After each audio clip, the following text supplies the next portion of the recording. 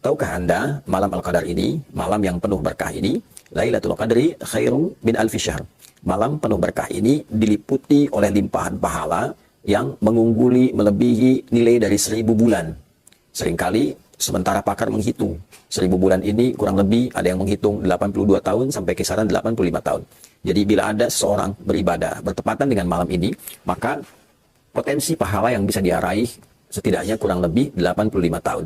Orang membaca Al-Quran bertepatan dengan malam ini, maka bacaannya bisa bernilai setidaknya 85 tahun.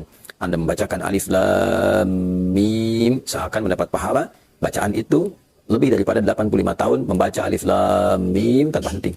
Ada orang menunaikan sholat bertepatan dengan malam itu, maka sekalipun sholat yang ia tunaikan 2 rakaat misalnya, seakan ia menunaikan sholat dimaksud lebih daripada 85 tahun.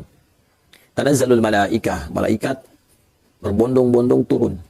Saking banyak yang turun, dijelaskan dalam ayat itu dengan menggunakan formulasi tanazzalu. Cepat sekali malaikat itu turun. Dan bukan hanya cepat, banyak yang turun. Ya, saking banyak dan cepatnya, sehingga padat keadaan bumi itu digambarkan oleh para mufassir, dan saking padatnya suasana alam menjadi lebih tenang. Tanazzalul malaikatu, para malaikat itu turun, fiha di malam itu. Ya, kemudian apa yang mereka kerjakan? Banyak hal. Ya, mereka menyertai berbagai macam perkara, persoalan. Yang zikir, ikut malaikat berzikir. Yang sholat, ikut sholat. Yang membaca Al-Quran, disertai bacaan Al-Qurannya. Yang berdoa, disertakan permohonan jawaban. Yang memohon ampunan, disertakan permohonan pengampunan kepada Allah Subhanahu wa Ta'ala. Bahkan, malaikat Jibril pun menjadi pemimpin di kalangan malaikat yang turun ini. Tanazzalul malaikatu waruhu fiha, roh yang dimaksud Ruhul Amin, yaitu malaikat Jibril alaihissalam.